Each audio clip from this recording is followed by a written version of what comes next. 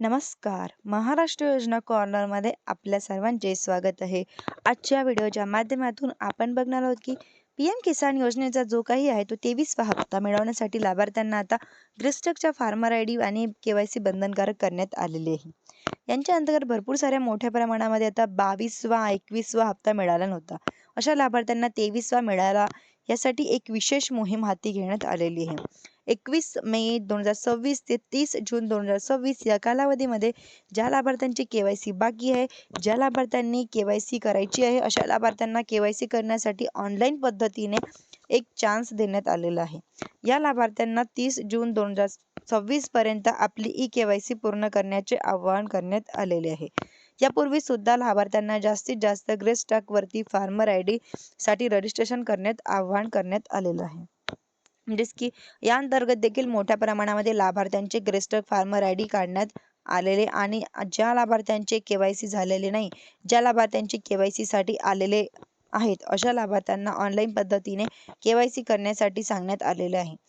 एक सर्क्युलर एक पत्रक देखील काढण्यात आलेले आहे, ज्या माध्यमातून आता तुम्ही जवळच्या CSC सेंटरवरती किंवा आपलं घर बसल्या पी-एम किसान आणि आधार आर-डी ॲप्लिकेशन डाउनलोड करून के-वाय-सी करू शकता. अशा आजच्या व्हिडिओच्या माध्यमातून के-वाय-सी अगदी 2 मिनिटांमध्ये घर बसल्या कशी करायची हे पाहण्यासाठी प्रयत्न करणार आहोत. सर्वात प्रथम ज्यांच्यामध्ये तुम्हाला मोबाईलमध्ये 2 ॲप्लिकेशन डाउनलोड करायची आहे. एक तर पी-एम किसानचं ॲप्लिकेशन आणि दुसरं म्हणजे फेस आधार आर-डी चं ॲप्लिकेशन डाउनलोड. हे व्हेरिफिकेशन डाउनलोड करायचे, म्हणजे डाउनलोड केल्यानंतर व्हेरिफिकेशन ओपन करायचे.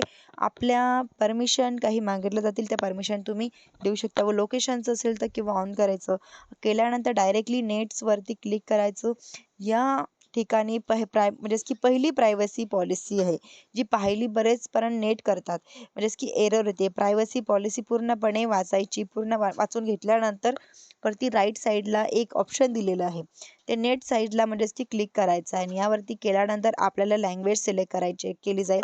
हिंदी इंग्लिश जे काही करायचे ते करू शकता व सबमिट करायचं आहे. लँग्वेज सबमिट केल्यानंतर तुम्हाला लॉग इन करावे लागणार आहे, म्हणजे किंवा त्यांच्यानंतर जे काही वापरल्या जाणार आहे 2 ऑप्शनमध्ये, म्हणजेच की मोबाईल नंबर किंवा लॉग इन. आता आपल्याला डायरेक्टली लॉग इन करायचं आहे. लॉग इन केल्यानंतर तुम्ही कोणाचं तरी लॉग इन करून घ्यायचं आहे, म्हणजेच की बेनिफिशियल लॉग इन करायचं व बेनिफिशरीचं वरती क्लिक करायचं. त्यांच्यानंतर 2 ऑप्शन येत आहे, यामध्ये रजिस्ट्रेशन आय डी किंवा आधार नंबर. आता आपल्याकडे रजिस्ट्रेशन आय डी असेल किंवा SMS पासून होणार ते टाकायचं असेल तर आधार नंबर टाकायचा आहे. या बॉक्समध्ये आधार नंबर टाकल्यानंतर आपल्याला खाली ऑप्शन देणार आहे, म्हणजेच की फेस के-वाय-सी लॉग इनसाठी आपल्याला फेस के-वाय-सी लॉग इनसाठी यावरती क्लिक करायचं आहे.